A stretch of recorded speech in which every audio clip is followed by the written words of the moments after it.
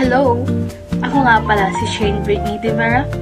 Sa video na ito, tatalakayin natin ang epekto ng tamang paggamit ng wika sa pagpapahayag ng mensahe upang mahikayat ang mga tao sa iba't ibang layunin. Ituturo ko kung paano tayo maaaring magtagumpay sa komunikasyon sa tatlong sitwasyon: ang endorso ng politiko, pagtataguyod ng produkto, at paghikayat ng partisipasyon sa gawaing pampaaralan. Una, pagpapahayag para mahikayat ang pagboto sa isang politiko. Ipapaliwanag ko kung paano dapat gamitin ang mga salita para maging kapani-paniwala ang ating kandidato.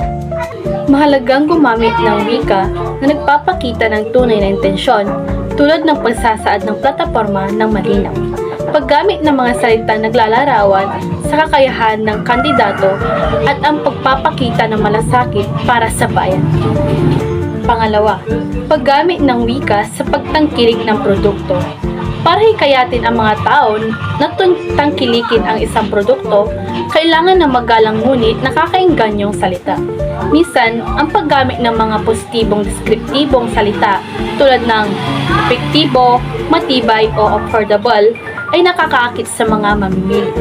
Mahalaga rin ang pagsusumite ng mga testimonya at mga datos upang palakasin ang pagkatitiwala sa produkto. Pangatlo, paghikayat sa gawaing pampaaralan. Pagdating sa paghikayat ng mga estudyante na makiisa sa mga gawain ng paaralan, kailangan makuha ang interes nila. Maaring gumamit ng mga salitang nakakainganyo at may positibong tono tulad ng masaya, nakakapagbigay inspirasyon o makabuluhan. Sa tatlong halimbawa, nakita natin kung paano makapangyarihan ng wika sa pag-impluwensya ng tao.